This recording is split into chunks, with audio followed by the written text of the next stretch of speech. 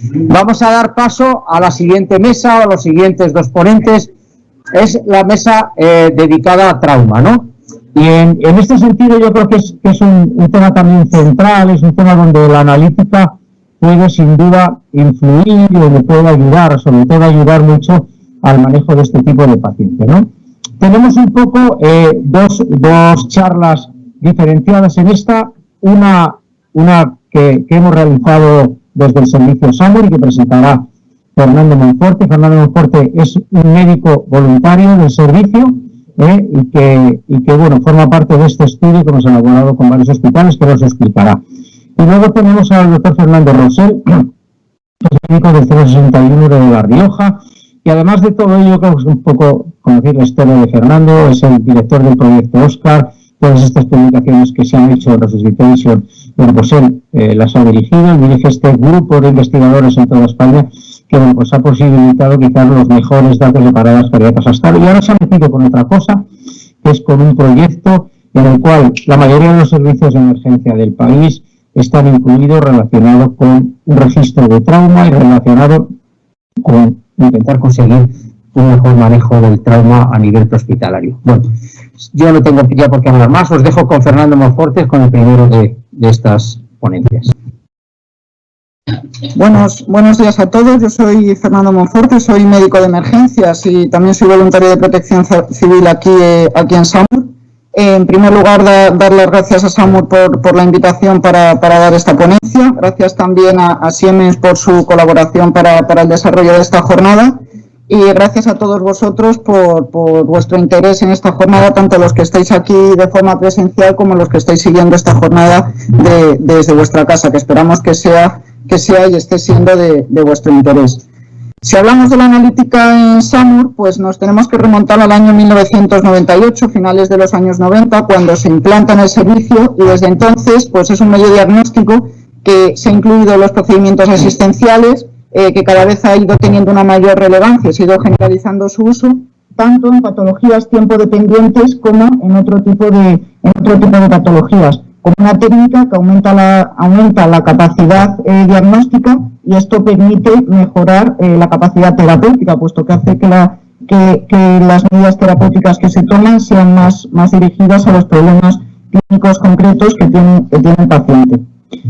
Tanto es así que, bueno, desde el servicio pues se ha apostado por la analítica también, además de que sea a nivel asistencial, a nivel de investigación. En la anterior Jornada Nacional de Analítica Sanguínea en Emergencias se presentaron datos de un proyecto de investigación, de un estudio sobre la utilidad de la gasometría venosa, de la analítica venosa, al comienzo de la parada cardiorrespiratoria no traumática, y la asociación de estos parámetros de la analítica con la recuperación de pulso y la supervivencia neurológica, con datos bastante interesantes, pues que en efecto relacionaban los hallazgos analíticos extrahospitalarios con el desenlace clínico del paciente, tanto en términos de recuperación de pulso como en términos de supervivencia neurológica.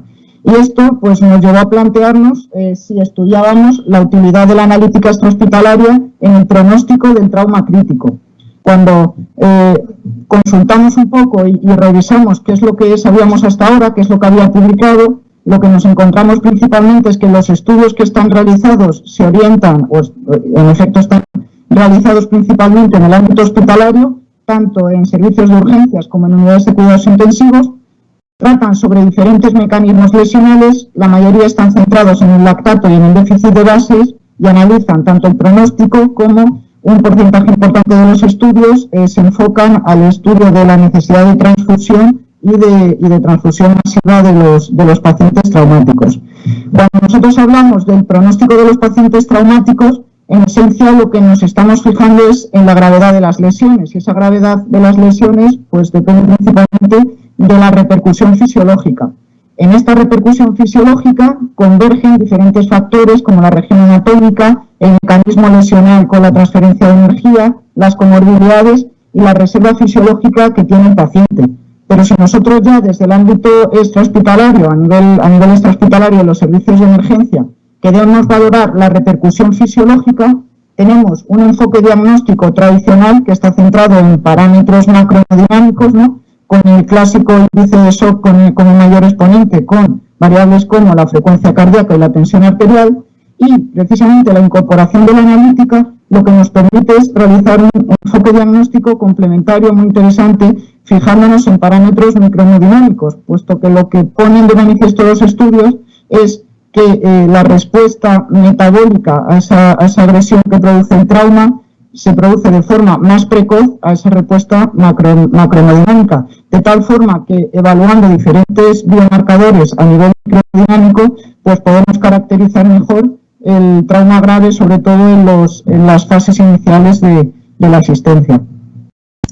Cuando revisamos un poco toda la trayectoria que han seguido las publicaciones hasta el día de hoy, nos encontramos con esta tabla de aquí, que todos conocemos, es la clasificación del shock hemorrágico del ATLS, que se ha venido reproduciendo en diferentes libros, diferentes ponencias, diferentes textos sobre atención al trauma grave, donde si nos fijamos, vemos ya que la presión arterial sistólica se empieza a encontrar disminuida cuando estamos con un grado 3, es decir, si estamos valorando la gravedad del shock hemorrágico de un paciente por parámetros macrohemodinámicos, probablemente estemos llegando tarde.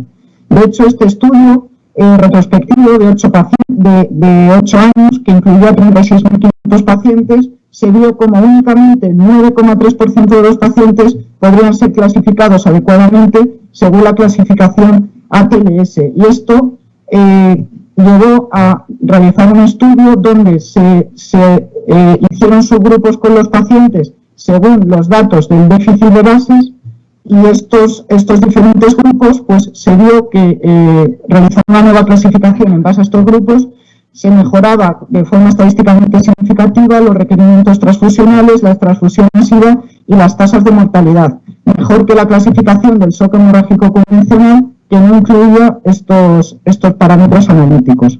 De hecho, en la última actualización del manual del curso ATLS, pues ya la tabla clásica se ha modificado e incluye este dato del déficit de bases como un parámetro más a evaluar a la hora de clasificar al paciente traumático grave con shock hemorrágico.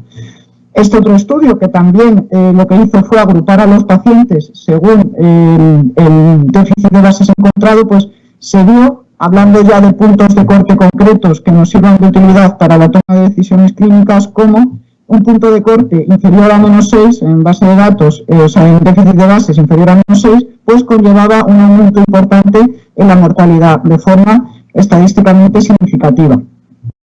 Este otro estudio, que es muy interesante, puesto que parte del hecho de que son pacientes con constantes vitales normales, ¿no?, aparentemente normales, pues la utilidad del déficit de bases y del lactato para diferenciar el trauma menor del trauma mayor. Y lo que se vio es que las constantes vitales aisladas tenían una sensibilidad del 40,9%, pero añadiendo parámetros metabólicos, esta sensibilidad aumenta significativamente hasta el 76,4%.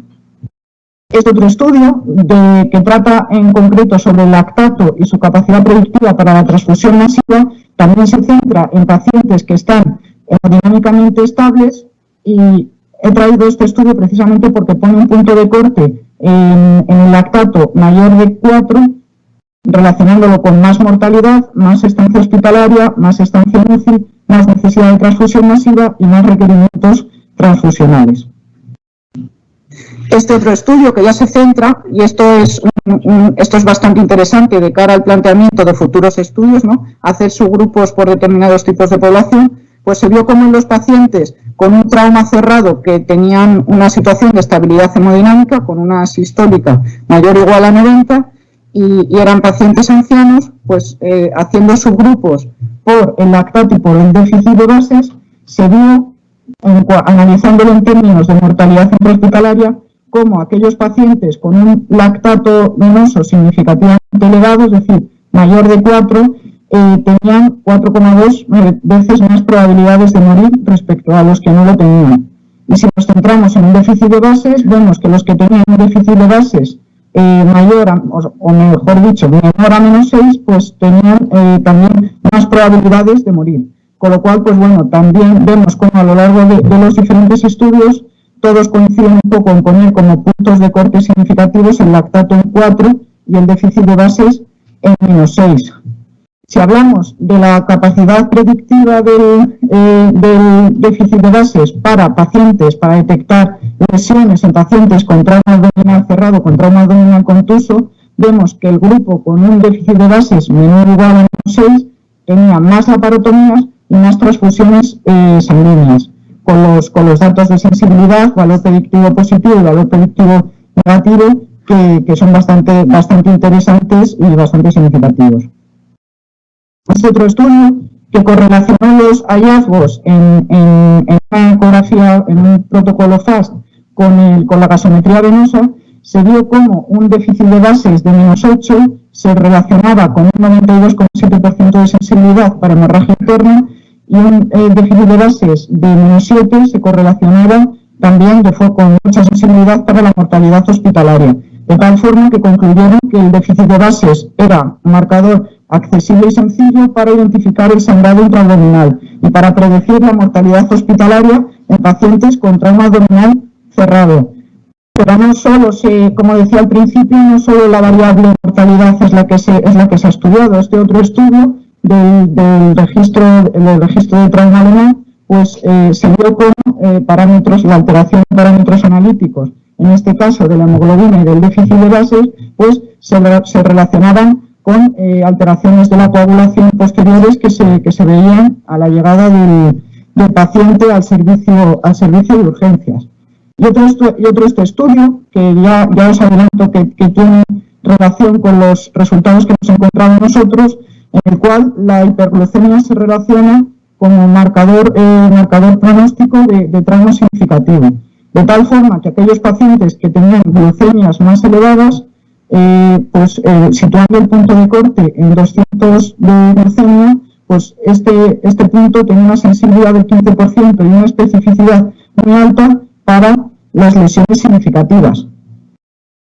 En consecuencia, el lactato y el déficit de bases medidos al ingreso en el servicio de urgencias y en UCI, su monitorización posterior, tienen utilidad pronóstica en el trauma, mortalidad, estancia hospitalaria, estancia en UCI, necesidad de transfusión masiva, requerimientos transfusionales y el desarrollo de coagulopatía. También con los hallazgos que hemos visto con el tema de la glucemia, de la hiperglucemia. En base a esto, pues nos preguntamos si es aplicable a la atención extrahospitalaria lo publicado para la atención hospitalaria, ¿no?, que es la base de nuestro estudio, porque hemos decidido apostar por hacerlo. De tal forma que el estudio que planteamos es de predictores analíticos prehospitalarios de la supervivencia en el trauma mayor. Esto es muy importante porque son prehospitalarios y este es un tema que por la escasa difusión de la analítica sanguínea a nivel extrahospitalario pues no hay suficiente publicado. Es un estudio que se ha planteado de forma multicéntrica con los 4 hospitales del Código Trauma de Madrid para adultos, el Hospital Universitario La Paz, el Hospital Universitario 12 de Octubre, el Gregorio Marañón y el Clínico San Carlos, a los cuales pues desde aquí, desde SAMUR, damos las gracias por su disponibilidad y por su disposición para colaborar en el estudio. Y nos planteamos relacionarlos no solo con la supervivencia, sino también con la valoración lesional de los pacientes y con la necesidad de recursos, añadiendo factores prehospitalarios como variables relacionables. De tal forma que esto que vamos a presentar aquí son unos datos preliminares sin haber hecho subgrupos y sin haber analizado con detalle cada una de las variables, pero que nos permiten sacar conclusiones interesantes. Se trata de un estudio de 941 pacientes, en los cuales se incluyeron todos los pacientes, incluidos precisamente dentro del Código 15, que es el Código Trauma que tenemos aquí en SAMUR Protección Civil en conjunto con estos hospitales, que fueron trasladados a esos hospitales entre enero del 2016 y diciembre del 2019. Para ello, utilizamos los parámetros que nos da nuestro analizador, el analizador EPOC, Siemens, y a tener en cuenta que la extracción de la analítica, según esta protocolización de SAMUR, pues se realiza preferentemente con el primer acceso venoso que se obtiene en la atención al paciente.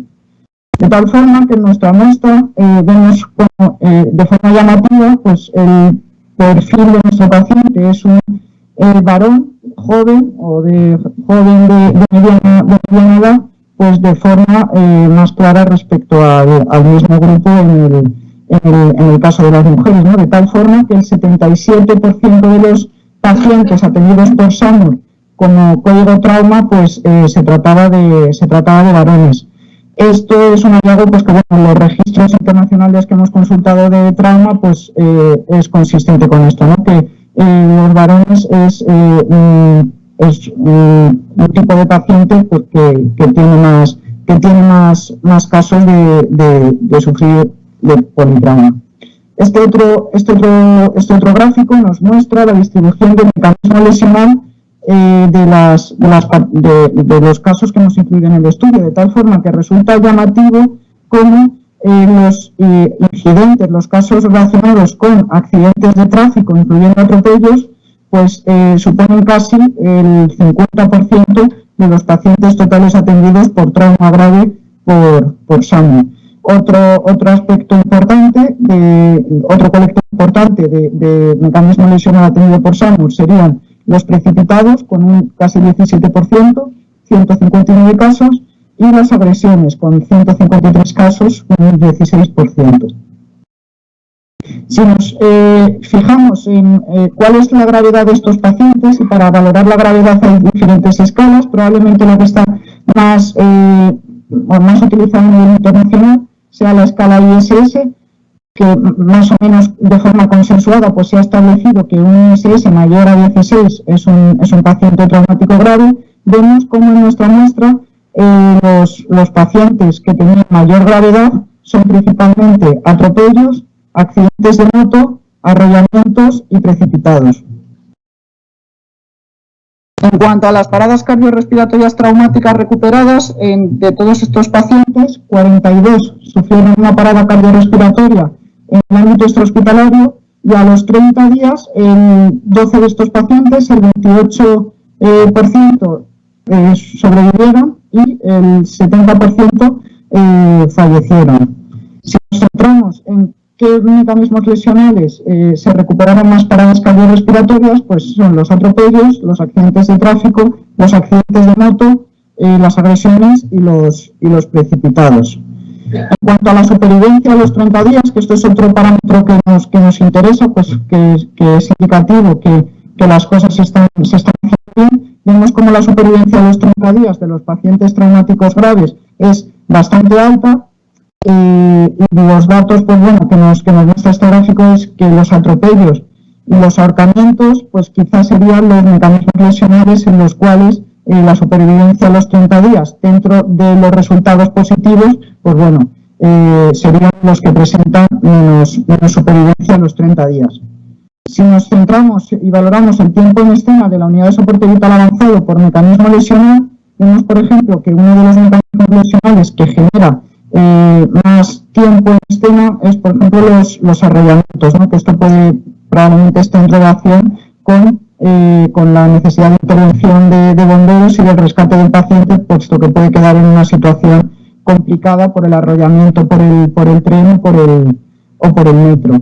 Pero no obstante vemos cómo toda la mediana de los tiempos se encuentra en unos tiempos bastante aceptables según las guías internacionales de atención al trauma. Ya cuando nos ponemos a valorar realmente los resultados que tenemos, pues bueno, para esta jornada decidimos centrarnos sobre todo en una variable de desenlace clínico muy importante como es la mortalidad a los 30 días. Y vemos cómo la primera tensión arterial tomada en la escena, la primera frecuencia cardíaca registrada, muestran significación estadística para asociarse con la mortalidad a los 30 días. Si nos centramos en los parámetros analíticos de los cuales disponemos, pues vemos cómo el pH, la PCO2, la glucemia y la hemoglobina muestran significación estadística en cuanto a la asociación con mortalidad. Y curiosamente, el lactato y el déficit de bases, que es lo que se ha, como decía antes en las anteriores diapositivas, más se había estudiado para el trauma grave, pues precisamente en este estudio no encontramos asociación estadística. Y esto probablemente esté muy en relación con el momento en el que se extrae la analítica, puesto que los estudios que hay publicados hasta ahora principalmente se centran en el ámbito hospitalario, de tal forma que ha existido cierta evolución del paciente desde que ha sido atendido inicialmente hasta que ha sido llevado al hospital y se le han extraído las muestras sanguíneas correspondientes para su análisis. El diseño, mejor dicho, el cálculo de estas curvas ROC pues nos permitió establecer una serie de puntos de corte de tal forma que fuesen los puntos de corte que tuviesen mayor sensibilidad y mayor especificidad. Para el caso del pH, el punto de corte se puso en 7,3, para la PCO2 el punto de corte en 47,1, para la glucemia el punto de corte en 139,5 y para la hemoglobina el punto de corte en 15,5. Quizás este dato de la hemoglobina, por el punto de corte que se pone, tenga significación estadística, pero la significación clínica probablemente sea menor. ¿Qué destacamos de todos estos resultados de este estudio preliminar que hemos hecho, de este estudio de los datos? Destacar el alto valor predictivo negativo de estos parámetros, que no son parámetros que se han descrito clásicamente en el trauma, puesto que, como decíamos nosotros, el déficit de bases y el lactato no nos ha salido significativo. Sin embargo, valores como la PC2 y la glucemia, que son parámetros que a lo mejor en un primer momento la atención al trauma grave no podemos tener tan presentes, pues vemos que su valor predictivo negativo es muy alto. ¿Esto qué quiere decir? Pues que en el caso de atender a un paciente traumático grave, tener unos valores normales de PC2 y unos valores normales de glucemia pone de manifiesto de entrada que el pronóstico del paciente pueda ser más favorable. De tal forma que, al igual que sucedía como en el caso del estudio de la parada cardiorrespiratoria, de los resultados de recuperación y supervivencia neurológica, pues vemos también como en el caso del trauma grave existen distintos parámetros que nos sirven de utilidad para valorar al paciente traumatizado en los momentos iniciales de la asistencia. De tal forma que podemos concluir que la analítica sanguínea en el trauma grave a nivel extrahospitalario es una herramienta diagnóstica importante. Es una herramienta importante puesto que permite aumentar la capacidad diagnóstica y también medir cierta capacidad pronóstica, que hay muchos estudios publicados sobre analítica sanguínea en la escena, entonces es necesario publicar más estudios en este sentido y esperamos con nuestro estudio aportar más información a realizar un análisis más detallado por subgrupos de pacientes, tipos de población, mecanismo lesional, y que es muy importante para la interpretación de la analítica el tiempo transcurrido desde la agresión hasta la extracción de la muestra. ¿Por qué? Pues porque el déficit de bases y el lactato no parecen tener tanta relevancia en la primera analítica que se realiza in situ a nivel extrahospitalario en cuanto a mortalidad. Y otras variables como la PC2 y la glucemia sí se alteran precozmente y se relacionan con la mortalidad, destacando su valor predictivo negativo. Esto de aquí también hay que ponerlo en su contexto del entorno en que se ha hecho este estudio, que es un entorno urbano, donde los tiempos de respuesta que tiene SAMUR Protección Civil pues, son muy rápidos y, por tanto, la primera analítica que se realiza es muy precoz, de tal forma que otros servicios de emergencia, que por las características geográficas tengan un tiempo de respuesta mayor, pues sí, a lo mejor en esos casos se puede encontrar una relación con el déficit de bases y con el lactato. Para nosotros, en nuestro estudio, los valores que se alteran más precozmente, pH, PC2 y glucemia. Y nada, muchas gracias.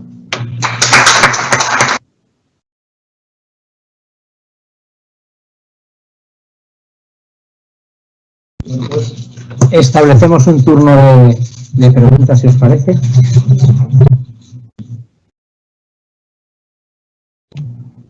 ¿Alguna pregunta? Sí, Cristina.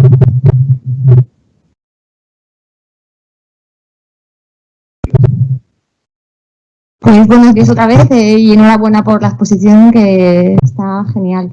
Te quería preguntar, muy novedosos los datos que habéis aportado y quería saber si se ha hecho alguna conjetura de por qué desde el punto de vista fisiopatológico en el trauma grave si puede tener alguna concordancia con esos datos tan llamativos de la glucemia, la PC2, se pueden relacionar con un aspecto tan importante como la mortalidad. Me ha sorprendido, la verdad, porque sí que está muy descrito los otros parámetros, pero la verdad que si realmente esto se corrobora, puede ser datos muy importantes de tener en cuenta, porque no solamente vamos a lo que valora todo el mundo, sino que tiene que haber algún aspecto fisiopatológico que no hemos tenido en cuenta hasta ahora, que sí que realmente incide. Y a mí la verdad que me ha llamado mucho la atención, aunque la glucemia está muy descrita, pero no que fuera tan precoz, y la PCO2, si habéis sacado alguna conjetura de por qué o qué justifica esta precocidad en estos parámetros y que se relacione con la mortalidad. Muchas gracias. haría falta hacer como un estudio un poquito más detallado por subgrupos. En el caso de la PCO2 pensamos que tiene bastante que ver con, o tiene bastante relación con los pacientes que tienen traumatismo craneoencefálico, que la hipoventilación que existe en este tipo de pacientes con un traumatismo craneoencefálico importante puede ser lo que conlleve a esta mortalidad. Como no hemos hecho este análisis por subgrupos, no podemos decir qué porcentaje de pacientes de la muestra tienen traumatismo craneoencefálico. En el caso pues, de precipitados, accidentes de moto, pues probablemente esté presente. Eso lo tendríamos que ver. Y con el tema de la glucemia, sí está bastante descrito en los artículos, sobre todo en unidades de cuidados intensivos, que el hecho de que el paciente tenga las glucemias altas se relaciona con un peor pronóstico. Probablemente el hecho de que encontremos en estas analíticas tan precoces la glucemia elevada forma parte de la propia respuesta del cuerpo proinflamatoria, metabólica a la agresión, y lo que pone manifiesto es que esa respuesta metabólica antecede a la respuesta hemodinámica, y por eso lo encontramos elevado así de forma tan precoz.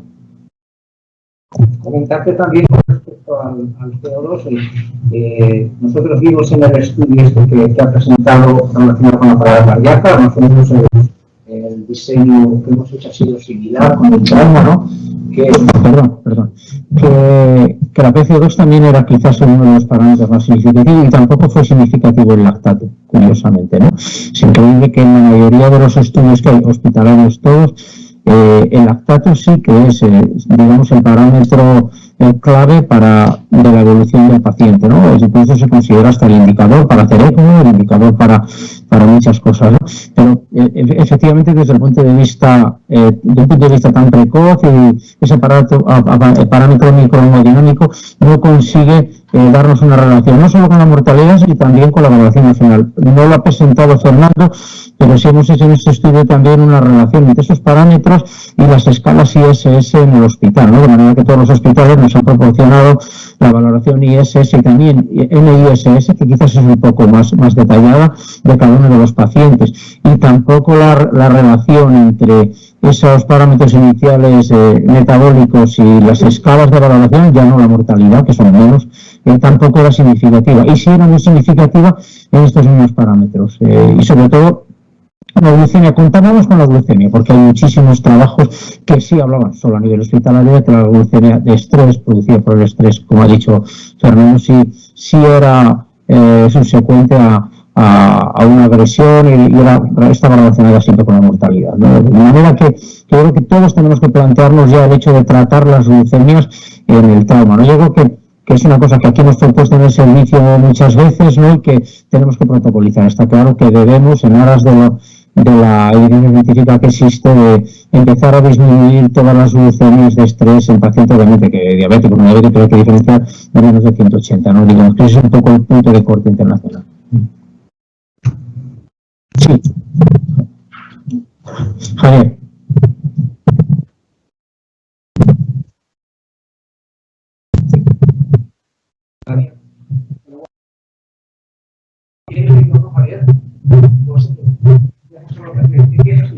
Sí, bueno, diciendo trabajo, eso es lo primero, desde luego. Hay una curiosidad por saber si sería posible. Dado que es verdad que tenéis tiempo de intervención de costos, ¿disponéis del primer control analítico hospitalario? Lo digo porque a lo mejor una de las posibilidades sería establecer gradientes.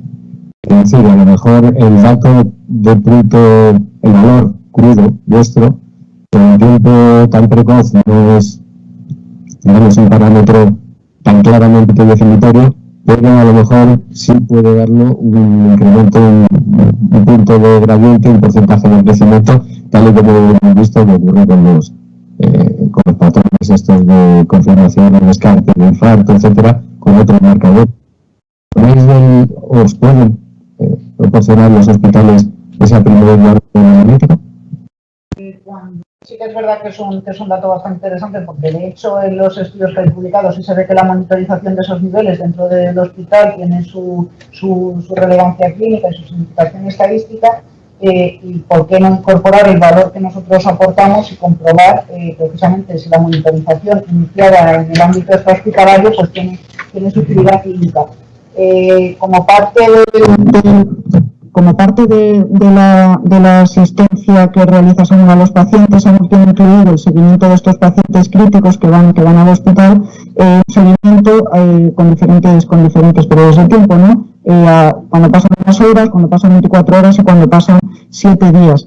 Y la información que se recoge es una información escueta, centrada sobre todo en la supervivencia y la evolución del paciente, pero no detallada de cada uno de los parámetros, que sí que sería un dato interesante, por ejemplo, tener en cuenta de cara al registro de trauma que se plantea, pues poder incorporar estos datos. Bien. Ahora la presentación, me pregunto un poco en ese sentido, quizá más pensando en la parte de prehospitalaria, ¿no? El estudio descriptivo está fenomenal y creo que comparar con la escala ISS, ellos juegan con ventaja, porque ya sabes el diseño, ya hacen el más. Pero quizás sin buscar una diferencia o un gradiente te podría ayudar a establecer una asociación. Y creo que a lo mejor aquí en SAMUR, que a veces repetimos una analítica, podemos encontrar una diferencia que quizá si se asocie con ese pronóstico y se pueda comparar luego con el ISS. Sería un poco en ese sentido la sugerencia si habéis planteado algo así. Sí, creo que hay algún estudio que sí que ha presentado SAMUR en este sentido. No sé si en las jornadas de SEMES o en el Congreso de SEMES o en el MS, donde sí hablaban del delta déficit de gases y la utilidad en el paciente potencialmente grave, y si se vio significación estadística. O sea, yo también pienso que es uno de los parámetros que cuando planteamos ese tipo de estudios tenemos que valorar. Lo único a nivel de plantear el estudio, por todos los requerimientos éticos, es una complicación añadida poder acceder con nombres y apellidos a los pacientes del hospital. Entonces es una cuestión que hay que salvar y que puede costar bastante. Sí.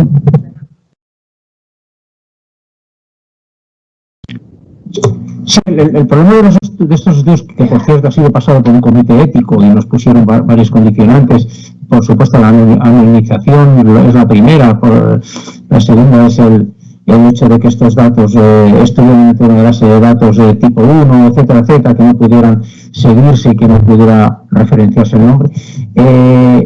Ha sido fundamentalmente un obstáculo para eso. Bastante hemos conseguido con conseguir todos los ISS sin mortalidad a los 30 días de todos los pacientes. También hemos conseguido, empezaremos a relacionarlo en sus estudios, aquellos que el número de concentrados de matiz que se le ha puesto a cada uno, se ha necesitado una parotomía, se ha necesitado una perocotomía, eso al final lo relacionaremos con los parámetros analíticos.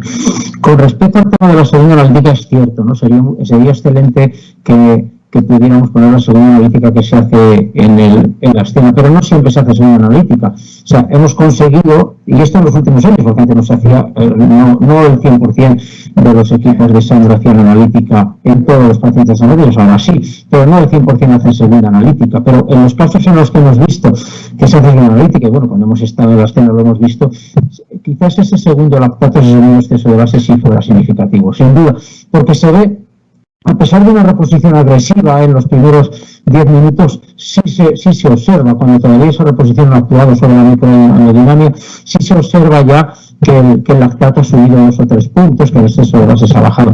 La verdad es que sí. Y por eso en los estudios hospitalarios, sin duda, en los lactatos y los excesos de bases sí son significativos y sí son predictores de mortalidad, lo que no nos pasa a nosotros, pero nosotros tenemos que un poco trabajar en función de lo que tenemos y si para nosotros es útil de cara al valor pronóstico, esto es lo que tenemos que defender. Hay una pregunta muy interesante de un participante online que habla de si sirve para algo más que para el pronóstico el manejo analítico. Por supuesto que sirve, ¿no? Por supuesto que sirve, ¿no? Sirve fundamentalmente para tratar al paciente, pero efectivamente, de cara al valor pronóstico, son más útiles esos otros 4 parámetros. Y perdona que te estoy quitando, lo siento mucho, Fernando.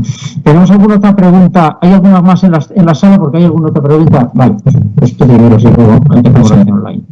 Sí, bueno, muchas gracias por la presentación. Mi nombre es Asier, vengo del País Vasco, de Bilbao, Y quería preguntar si habéis tenido en cuenta el parámetro de la temperatura en este paciente, en estos tipos de pacientes traumáticos. Sabemos que la temperatura varía mucho en tema de glucemia, lactato y demás, entonces no sé si igual por los tiempos que manejáis vosotros, que son cortos, si esa variable la habéis incluido en este tipo de estudios, ¿no? ¿Están todos en el materno o cómo están?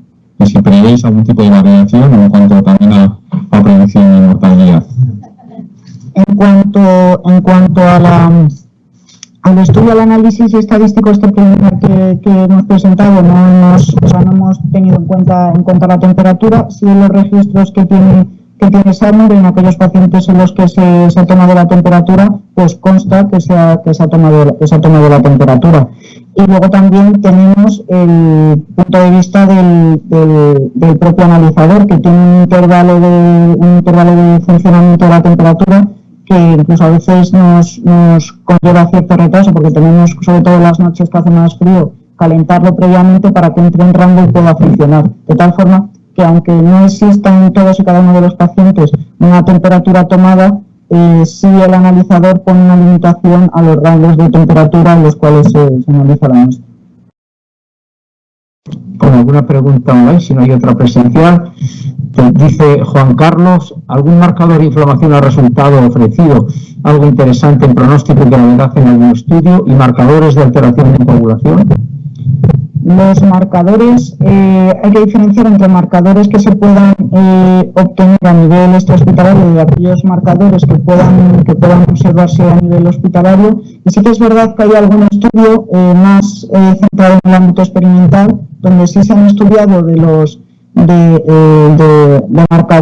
marcadores inflamatorios y de proteínas y enzimas de la cascada de coagulación, cuáles han sido sus concentraciones y cómo se han ido elevando en la sangre del paciente desde el momento de la agresión producida pues en un animal que se utiliza en situación de experimentación, y cómo ha sido la curva de cada uno de esos biomarcadores. Sí hay artículos que lo describen, aunque ahora no recuerdo exactamente qué biomarcadores son y qué significación estadística se concluyó que tenían. Una pregunta de Mariano Fortún. Me ha gustado mucho esta exposición porque veo que aporta una herramienta muy importante para el trabajo hospitalario. Gracias.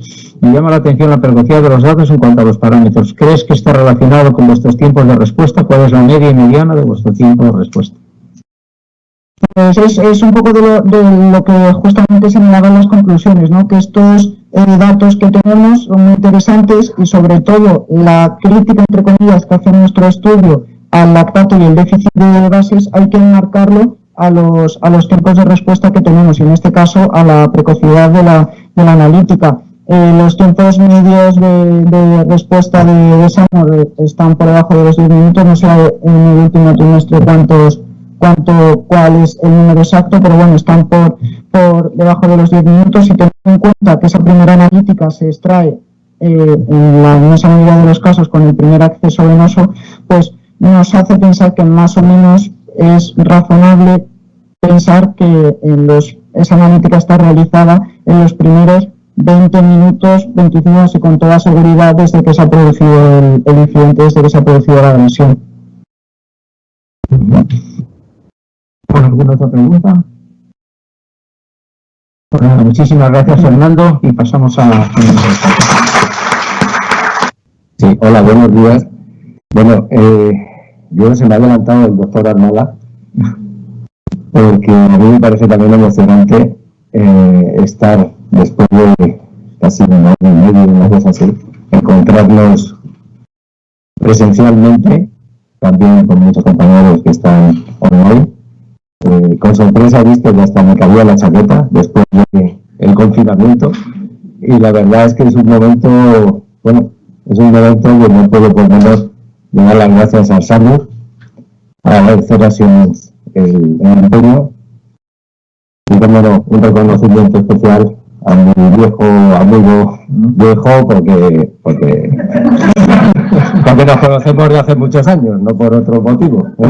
Muchas gracias, Sergio, por seguir en la pelea. Es además una ocasión magnífica, porque es que presentar un proyecto de ámbito nacional y poder hacerlo además con mucha gente de diferentes servicios conectados, pues la verdad es que es una oportunidad única. O sea, que de verdad, más que un agradecimiento formal como se suele hacer, es un agradecimiento sincero y de verdad, bueno, pues un reconocimiento al empuje de mucha gente, porque como veréis, pues es un proyecto en el que yo estoy aquí, pero estamos colaborando, pues creo que lo hemos firmado tanto los profesionales de diferentes servicios de emergencia, ¿no? Bueno, el proyecto Astraje tiene un nombre peculiar, veremos a ver si se hace pegadizo, y tiene que ver con unas pocas diapositivas que voy a poner de antecedentes, ¿no?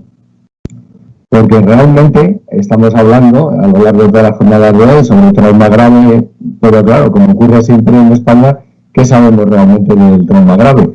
Bueno, pues lo que sabemos, podemos ir a varias fuentes, ahí tenéis, la mortalidad por causa externa, son datos de 2018, que son los últimos publicados, mortalidad por causa externa, datos del INE, muy indefinido, 18.000 casos en el año 2018.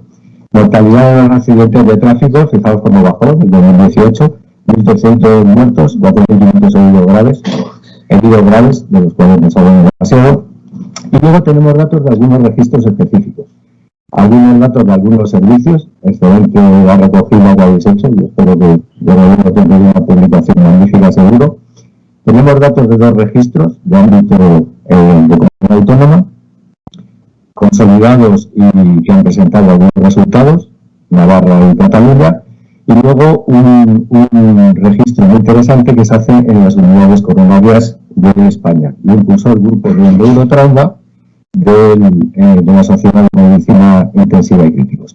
Estos son algunos datos, voy a ir un poco rápido para no cansaros. Año 2014, los primeros datos provisionales publicados por Cataluña, 1.100, 1.200 pacientes, una cosa así. Datos del registro de Navarra, una población, lógicamente, claro, la casuística se ajusta a la demografía de la región que publica, ¿no? Y he traído 2 curiosidades que me han parecido muy interesantes, perdón, que me voy a saltar rápido. Una colaboración que hizo el registro de Navarra con el registro finlandés.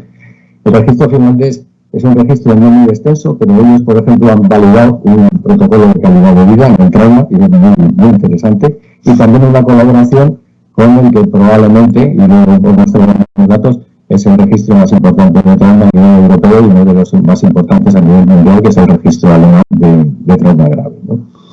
Y han aportado, pues, datos muy interesantes, ¿no? Pero claro, de ámbito localizado, ¿no? Luego tenemos el registro de la Sociedad de Medicina Intensiva, una iniciativa magnífica, promovida en buena medida por el doctor Mario Chico, del 12 de octubre. Este fue su trabajo preliminar, en el cual arranca de 1.242 pacientes. Muy interesante, son pacientes ingresados en UCI, en los que, bueno, pues con una búsqueda retrospectiva se exponen determinados datos. Fijaros que no voy a comentar resultados de lo que ocurrido de mortalidad o tal, ¿no? Pero sí, solo he traído un dato, ¿no? Pacientes ingresados en UCI, esta cohorte, la primera que publicaron, tiene unos 10 años de antigüedad. Y si os fijáis, la edad media, 47 años, más de 19, ¿no? Lo dejo apuntado porque luego saldrá a colación, ¿no? RetraUCI ha publicado, la última vez que lo miré, me parece que eran 17 artículos, tiene publicados en revistas de alto impacto, artículos muy relevantes, de mucho interés, de aspectos muy concretos, y probablemente el que más nos sea de aplicación por los pacientes ingresados en UCI es este trabajo que publicaron en el European Journal of Trauma, en el cual ellos hacen un análisis de una corte, un análisis retrospectivo de su corte, en el cual encontraron datos prehospitalarios de 1.360 pacientes. Ellos lo que hicieron fue comparar una serie de scores, de una serie de sistemas de clasificación de predicción de riesgo, para ver cuál podía ser a nivel prehospitalario más útil a la hora de establecer ese parámetro de riesgo, ¿no? Y ahí, bueno, pues habla de 2 clasificaciones, la OMEGAP y la GAP, que ahora la mencionaré, y el trauma score revisado, en la predicción y bueno, sacamos unas conclusiones que no vamos a discutirlas ahora, ¿no?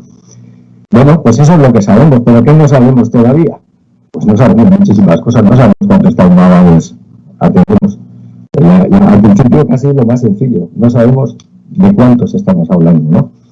Tampoco sabemos exactamente a los pacientes que atendemos cómo los atendemos. Hay algunas pinceladas, que son las que he mostrado, pero no lo sabemos. No sabemos si existe variabilidad, no tenemos una idea aproximada.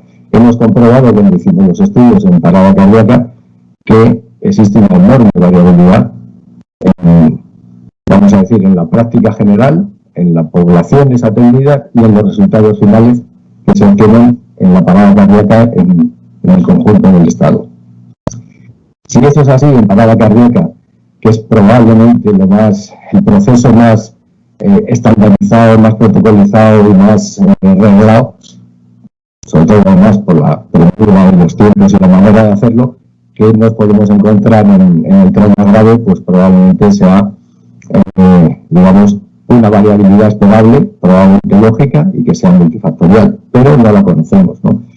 Tampoco estamos viendo pinceladas de ver que se asocia con el pronóstico final, pero no sabemos cómo se asocia de verdad nuestra asistencia con el pronóstico final. Y luego hay algunos datos que es curioso, pero que tampoco podemos precisar. No sabemos cómo les va a los pacientes. Sandra acaba de presentar unos datos muy interesantes sobre supervivencia a los 30 días. Ya es un dato novedoso. En España realmente no solo no sabemos la supervivencia a medio plazo, sino tampoco la calidad de vida de los pacientes. Y luego, por añadidura, tampoco tenemos una idea exacta de si lo que nosotros hacemos, desde un punto de vista de economía de la salud, que es un aspecto cada vez más importante, tiene o no una relación coste-beneficio, una relación coste-efectividad adecuada. No sabemos todo esto que he puesto, pero es que además la carencia de datos nos impide hacer algunas cosas como las que muestro ahora. El perfil del paciente traumatizado está cambiando. Está cambiando de una manera muy destacada. Está cambiando porque ha bajado la casuística, sobre todo en los países de nuestro entorno, a lo que me refiero cuando hablo de esto. Ha bajado la casuística de los accidentes de tráfico, ha bajado relativamente los accidentes laborales y la esperanza media de vida ha aumentado. Están aumentando los pacientes complejos, pacientes anticoagulados y tal, con traumas que en principio no iban a entrar en UCI, pero que ahora acaban de entrar en UCI, y está cambiando la población. Y algunos datos, fijaos, el trabajo el primero que muestro, el del Reino Unido, es del año 2015. Ellos ya se están planteando que el perfil de los pacientes con un trauma grave es distinto a lo que ocurrió hace años. Solo lo podemos prever si conocemos lo que estamos haciendo, ¿no? Por supuesto, hay sobre el cambio de perfil de pacientes y tal, pues como puedes imaginar hay muchísima información, pero tenemos que estar preparados.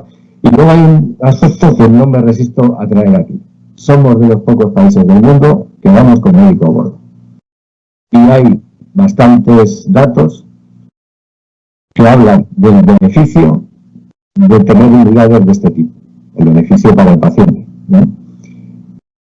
Incluso en el primer artículo que les muestro, y fijaros que no son del año 19, el primero, hay un aspecto muy curioso, y es que ellos hablan de qué podría ocurrir con esa mortalidad oculta de algunos pacientes que no son atendidos por este tipo de unidades y que podrían llegar vivos al hospital. Hablan de mortalidad oculta, es un artículo muy interesante en el que, digamos, deja puesto encima de la mesa un debate que creo que nuestras unidades con médico a bordo pues debería contribuir a explorar, ¿no? Esto en cuanto a lo que nos va a venir. Y luego, pues da envidia ver, por ejemplo, pues fijaos, este es el número de publicaciones del registro alemán de trauma, ¿no? Bueno, sobra las palabras. Y no me refiero en sí al número de publicaciones, sino a lo que aporta de beneficio en el conocimiento, en el tratamiento y en la mejora de la supervivencia esta actividad, ¿no? Es fundamental tener un registro, es fundamental conocer lo que hacemos y es fundamental trabajar sobre datos. Es un elemento básico. Pero fijaos, más allá de esto, que esto sería el apartado investigador, que creo que es un apartado absolutamente obligatorio para todas las instituciones sanitarias, pero es que más allá de esto, a mí casi me importa más este otro aspecto. Todos los años, el registro anual de trauma publica un informe público, un informe para las autoridades sanitarias, ¿no? Un informe de cómo están las cosas, de cómo se puede ir mejorando. El último publicado es este, de 2019, siempre con, lógicamente, ¿no?, porque me incluye el resultado. Y fijaos, no pongo sin ánimo de leer lo que hay aquí, pero, fijaos, 660 hospitales, se les han añadido algunos hospitales de Austria, de Suiza, de Bélgica, y, pues bueno, 40.000 pacientes, en fin, una dimensión tremenda. Pero esto, en el fondo, lo único que representa es abordar un trabajo serio y un trabajo con una perspectiva y cubrir una parcela que creo que es obligatoria de las organizaciones sanitarias, que es ofrecer a los ciudadanos resultados en salud. Pero de esto, más allá ya del ámbito en sí, investigador, creo que es una obligación. Bueno, pues con estos datos o con esta pequeña introducción, lo que hicimos fue enviar un proyecto, trabajar en colaboración y con el esfuerzo, pues, de muchas personas hemos enviado un proyecto. Este es el proyecto, lo he puesto, a ver, están los dos títulos en inglés y en español, porque cuando es un requisito que exige el Ministerio, que cuando el proyecto tiene cierta envergadura tienes que enviar la memoria en inglés, y es por eso. Pero vamos, epidemiología, características de la asistencia y supervivencia del trauma grave atendido por los servicios hospitalarios en España, y le hemos puesto este nombre de proyecto extraje por tener un acrónimo, ¿no? Extrahospitalaria Trauma Grave España. Partimos de una hipótesis muy sencilla, no os voy a enrollar porque el proyecto, el documento es un documento público, lo podéis ver, y entonces voy a ir un poco rápido porque esto es muy pesado, ¿no? Pero bueno, partiendo de un poco de los antecedentes, un registro homogéneo, con una metodología adecuada, con la colaboración de muchos y tal, pues puede aportarnos información, mejorar la supervivencia, prevenir, etcétera, etcétera. Una hipótesis sencilla, y lo que sí hemos hecho ha sido un diseño en tres vertientes, que esta es la parte, digamos, que más me gustaría intentar explicar, ¿no? Hay una vertiente clínica pura o asistencial en la que participan los servicios de emergencia, es decir, los que de verdad tratamos a los pacientes, ¿no? Esa parte asistencial, perdón, que es la que creo que nos tiene que rendir pues, importantes resultados, tiene un apoyo decisivo en un acuerdo que amablemente aceptó Siemens, que es una declaración de interés empresarial, que es algo muy positivo a la hora de, digamos, de optar a financiación pública en el Ministerio, porque tenemos bastante interés primero, en extender la analítica extrahospitalaria a todos los servicios de emergencias. Es evidente. No voy a decir nada más porque creo que ya se ha dicho bastante, pero además vamos a intentar desarrollar un modelo predictivo que combine variables clínicas con variables analíticas. Efectivamente, hay muchos modelos predictivos, los hay de un tipo, los hay de otro, pero como no se hace analítica extrahospitalaria prácticamente en muy pocos sitios, la posibilidad de generar un modelo mixto que combine y que nos dé unos factores predictivos es algo realmente, bueno, pues es ilusionante ver si seríamos capaces, ¿no?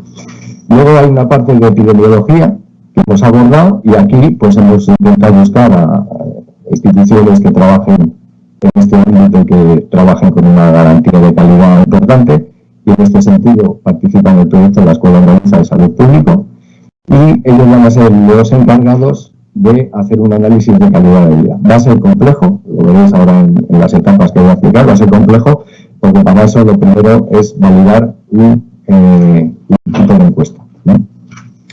Esa parcela se van a ocupar ellos, porque efectivamente cada uno tiene que hacer lo que sabe, ¿no? Y luego, pues bueno, hemos tenido la suerte de encontrar, digamos, la colaboración o la buena predisposición de, pues es una de las cátedras de economía aplicada, pues, que más trabajan y más conocidas de economía de la salud, que es la que dirige catedrático el profesor Fernando Antoñazas, que trabaja en La Rioja y es uno de los autores que más ha publicado sobre economía de la salud. Y bueno, le propusimos ver qué posibilidades habría. De este modelo, por supuesto, se van a encargar ellos, porque nosotros personalmente de esto no sé nada en absoluto. Y nos propuso varias líneas. Por plasmar una, plasmamos una sobre la que hay algo ya publicado, pero todo está derivado de los estudios del CRAS.